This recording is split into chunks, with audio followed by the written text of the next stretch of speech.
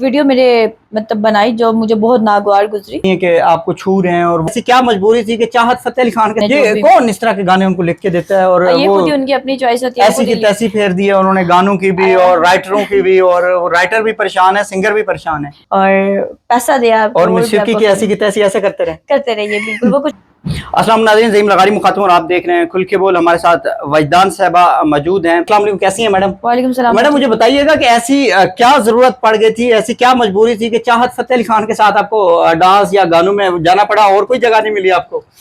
चाहत साहब मेरे बड़े अच्छे दोस्त थे, तो फन करते थे, तो मैं भी उनके साथ मिलकर फन ही करती थी। तो क्या फन आप करते रहे, तो फिर ये मामला खत्म क्यों हुआ और ये किस बेस पे ये मामला हुआ? दोस्त थे अच्छे, आपके साथ आते थे, आपके पास रहते थे, आपने बड़ी रिस्पेक्ट की है उनकी, तो ये मामला खत्म क्यों हुआ? एक्चुअली कुछ जब गाना वायरल हुआ तो चाहत साहब ने एक वीडियो मेरे मतलब बनाई जो मुझे बहुत नागवार गुजरी, जिसमें उन्होंने कहा जी कि मैं खाना पैसे देता था और खाना खिलाता था। वो बड़ी एक चीप बात थी, तो उस पे मैंने मतलब रिएक्ट किया। चाहत साहब ने मुझसे रब्ता किया कि मैंने भी उन्हें बताया कि मुझे ये बात बुरी लगी है। उन्होंने वो सॉरी भी बोला, लेकिन उसके बाद भी वो बाज नहीं आए, जिसकी वजह से मुझे लगा कि फिर हमें अपनी राहें जुदा करनी कितने कितने को खाने खा लिए आपने उससे? वो बेचारे को गरीब कर दिया होगा खाने खा खा के आपने। नहीं ऐसा तो कुछ मैं यही तो कहना चाह रही हूँ, खाया ही नहीं और मुफ्त में बदनाम कर दिया। खिला तो देते फिर बदनाम भी कर देते। यानी आपको कुछ खिलाया भी नहीं और बदनाम ज्यादा कर दिया? हाँ जी, कुछ ऐसा ही है। तो क्या आप माशाल्लाह वायरल हैं, तो कैसा लगता है? अल्लाह ने इतनी इज्जत दे दी है, रिस्पेक्ट दी है, लोग इंटरव्यू के लिए टाइम ले रहे होते हैं, लोग अच्छी दुआएं कर रहे होते हैं, आपको कमेंट्स में अच्छी रिएक्ट कर रहे होते हैं, तो क्या कहेंगे इस पे? अच्छा लगता है। शोहरत किसे अच्छी नहीं लगती, और साथ अगर आपको मोहब्बत भी मिल जाए तो सोने पे सुहागा है। तो बहुत अच्छा लगता है। अपनी फैमिली की तरफ से अच्छा रिस्पॉन्स आ रहा होता है, और अपने दोस्तों की तरफ से बहुत अच्छा रिस्पॉन्स आ रहा होता है। फैंस के साथ भी मैं अटैच हूँ। पता चल रहा होता है मुझे पल पल कि कहाँ पे किस तरह से मुझे डिस्कस किया जा रहा है। तो इंटरव्यूज़ के लिए भी मतलब लोग टाइम ले रहे होते हैं। मैनेज करना थोड़ा मुश्किल होता है, बट मैनेज कर रही हूँ मैं। अच्छा, चाहत के साथ पहला गाना आपने कौन सा किया, और उसके बाद सिलसिला कब से चला, क्या मामला थे, इसके बारे में जरा बताइएगा। उनके साथ 6 गाने चले मेरे, और सबसे टोटल 6 थी? टोटल 6 थे। ठीक है।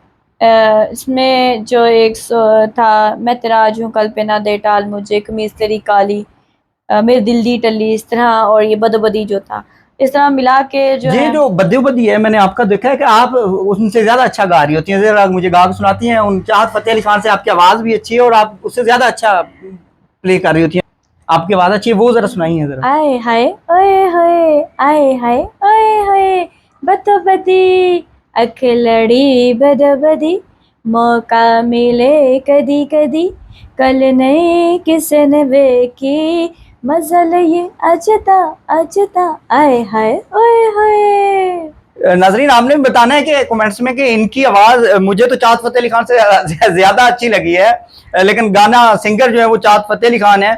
मेरे ख्याल से आपको होना चाहिए था उस गाने में सिंगर। नहीं, जिसका काम उसी को साजे।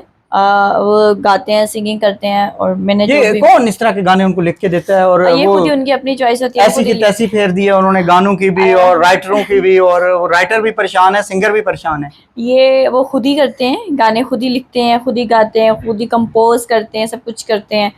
तो फिर मुझे भी लगा कि मुझे भी खुद ही परफॉर्म करना चाहिए। मैंने भी किसी से सीखा नहीं, खुद ही परफॉर्म कर दिया।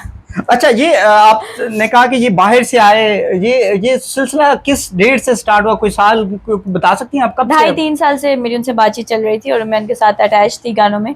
और मतलब मैं उन्हें वीडियोस भेज देती थी, और वो एडिट करके सॉन्ग रिलीज़ कर देते थे। तो ये कुछ 2 गाने हमारे जो है वो पाकिस्तान में जब आए हैं तो तब रिलीज़ हुए हैं, और मेरे दिल दी टल्ली, और इसके बाद ये बदोबदी। वो आपके एक मैंने इतराज़ात भी सुने हैं जिसपे आप कह रही हैं कि आपको छू रहे हैं और वो चीज़ें कट कर देनी चाहिए थी, या कुछ ऐसी चीज़ें भी थी, तो वो आपको दिखाई क्यों नहीं गई? और आपने कोई इस चीज़ का उनसे वो इतराज़ किया कि मुझे दिखानी चाहिए थी उसकी? हाँ, मतलब कि कुछ सीन्स थे जिन पे बहुत से लोग एतराज़ कर रहे थे, तो मैंने भी मैंने कहा मुझे एक्चुअली दिखाया नहीं, कि जब गाना रेडी हो गया तो रिलीज़ कर दिया गया, मुझे बिल्कुल भी नहीं दिखाया गया गाना। अच्छा, आपको बिल्कुल भी गाना नहीं दिखाया गया। दूसरा एक गाना जो आप वो पाओ पाओ वाला क्या था, वो भी थोड़ा सा सुना दें, उसमें भी आपकी आवाज़ अच्छी है। एक्चुअली जब हम बदोबदी की प्रमोशन कर रहे थे, तो तब अचानक से चाहत साहब ने कहा कि मेरा एक और नया सॉन्ग हो रहा है, पाओ पाओ पाओ पाओ। तो वो बड़ा ही खूबसूरत और मजे का था कि मैं एकदम मतलब मुंह हैरानगी से खुल गया कि यार ये क्या पाव पाव पाव क्या है। तो उस वजह से मैं काफी हैरान हुई थी। तो मुझे एक चीज और बताइएगा कि जो इंडिया से लोग देखते हैं उनको आपका क्या पैगाम है? आपने एक दो मैंने इंटरव्यूज भी देखे हैं आपके इंडिया के चैनल्स पे, तो क्या कहेंगे उस पे उनका स्पेशली दिल से इंडिया के लोगों के लिए? स्पेशली दिल से शुक्रिया अदा करना चाहूँगी। उन लोगों ने मुझे बहुत प्यार किया और बहुत सपोर्ट किया। जब मुझे लगा स्टार्टिंग में कि मुझे ट्रोल किया जा रहा है तो मैंने एक वीडियो बनाई जिसमें मैंने कहा कि प्लीज़ मुझे ट्रोल मत किया जाए, मेरा मकसद तो आप लोगों का हंसाना था। तो मुझे बहुत भारी तादाद में मैसेज मिले और फिर मेरे इंटरव्यूज़ भी हुए बड़े बहुत चैनल्स पे कि नहीं भाईजान आपको ट्रोल नहीं किया जा रहा, आप अच्छी लग रही थी, ट्रोल चाहत आपको किया जा रहा है। अच्छा, एक चीज और बताइएगा कि अभी जब आपने इंटरव्यूज किए उन्होंने आपके खिलाफ बातें की, आप उसके बाद कोई राब्ता हुआ या चाहत साहब ने आपसे कोई कांटेक्ट करने की कोशिश की या कुछ ऐसा हुआ? स्टार्टिंग में हमारी बातचीत चल रही थी, चार साहब मुझसे राब्ते में थे, हमारी बातचीत चल रही थी और मैं चाह रही थी कि मतलब ये चीज़ ख़त्म ना हो। एक अच्छी दोस्ती है तो एक अच्छा ताल्लुक है, ये चीज़ ख़त्म ना हो। लेकिन चाहे साहब अगर बाज आ जाते तो शायद ये दोस्ती आगे चलती और मे बी लोग आगे भी हमें देखते। लेकिन चाहत साहब ने वो कहते हैं आई डोंट नो क्या इंटरव्यू देने से मना किया उन्होंने आपको कि भाई अब ये चीजें मेरे खिलाफ ना जाएं या इस तरह की कोई चीज उन्होंने बताई आपको? नहीं, खैर ऐसा कुछ भी नहीं है। ऐसा कुछ भी नहीं किया। तो अब चाहत फतेह अली खान को आखिर में आप कोई पैगाम देती हैं?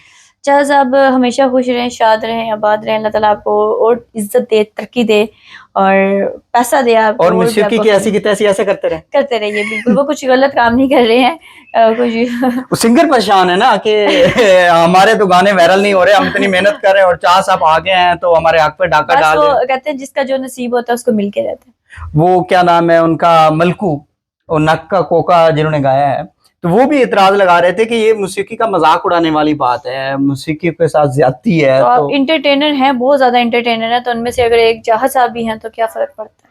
चलें, जो लोग देख रहे हैं उनके लिए भी कोई पैगाम देती जाए, जो अच्छे कमेंट्स करते हैं या कोई बुरे कमेंट्स करते हैं उसको भी आखिर में पैगाम जो देती अच्छे कमेंट्स करते हैं उन लोगों का बहुत दिल से शुक्रिया और जो बैड कमेंट्स करते हैं, ट्रोलिंग करते हैं, उनको मैं सिर्फ यही कहूँगी कि जियो और जीने दो।